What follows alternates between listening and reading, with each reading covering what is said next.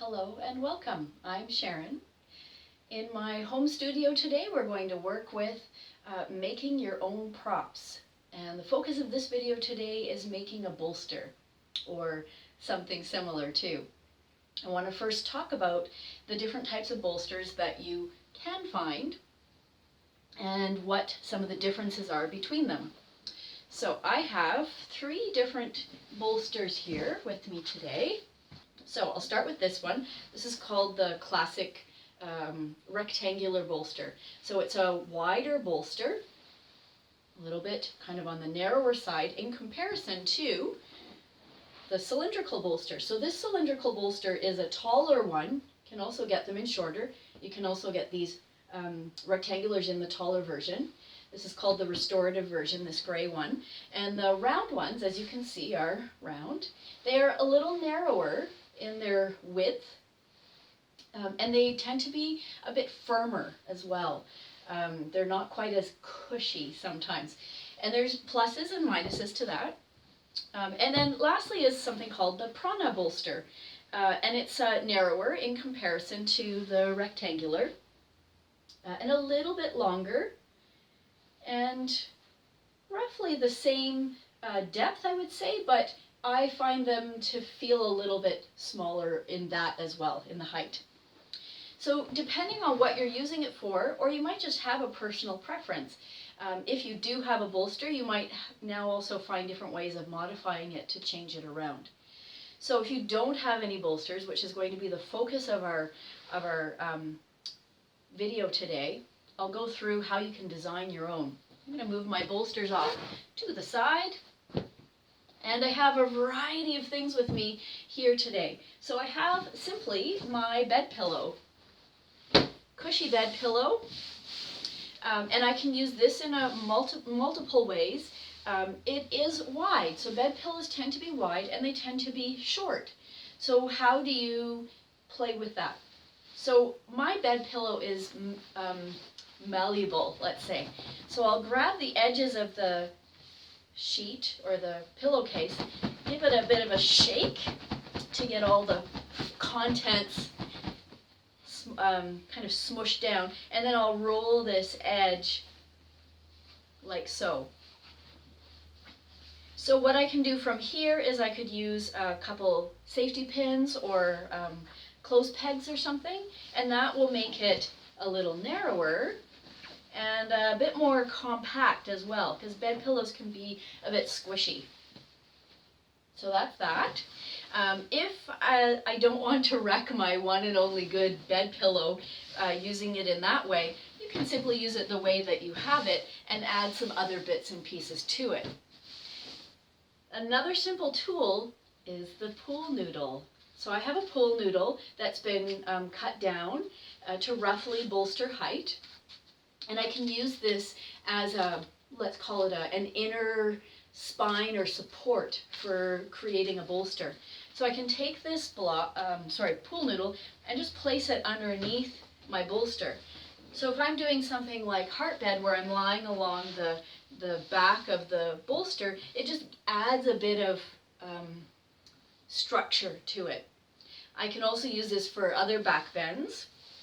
And because the pillow is nice and cushy, it pads against the pool noodle as well. And then I also grabbed this from my couch, so it's just a regular couch pillow, but it's quite thin. So same thing, I can use that pool noodle as the structure and then have the pillow over it. And that creates some cushion and some width with having that structure beneath. So just as an example, I'll come into heart bed pose here.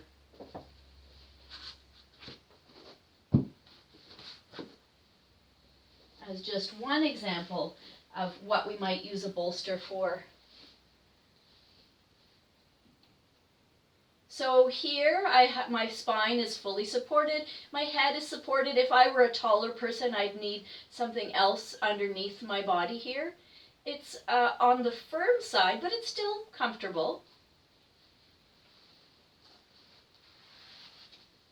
So as well with the pool noodle, if I like that firmness in the structure, I can add other things on top.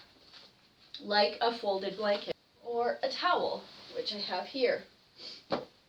So if I'm just adding it for cushion, just fold it a couple layers, and then again drape it on top. So this almost will mimic that Prana Bolster. So it's narrow, it's kind of lower to the ground. This is going to be harder because it has that foam core, not a lot of padding on top, but it can be used for multiple things. Other things that we might use a bolster for is when we're lying on our back, having a support under the knees. And as I mentioned, back bends. We have a back bend in yoga called the Brook pose, or in yin we call it the snake, where we lie the body over a bolster centered on the rib cage. And so this can work quite nice, although if you're on the sensitive side, that again, that hard core of the pool noodle might be a bit too much. So next I wanted to talk about how to fold a blanket if you have a fairly dense blanket.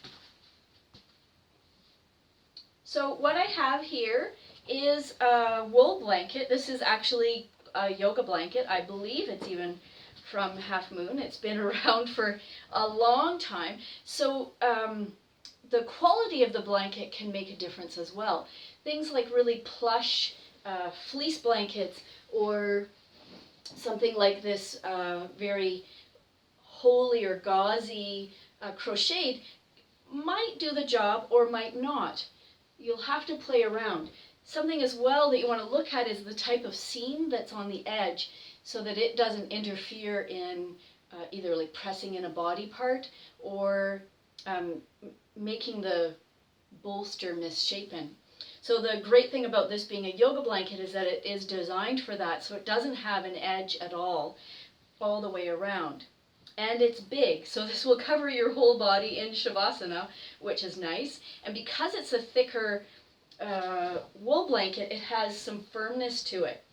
So I'm going to start first by just folding it in half. Let's see if I can do this down here on the floor.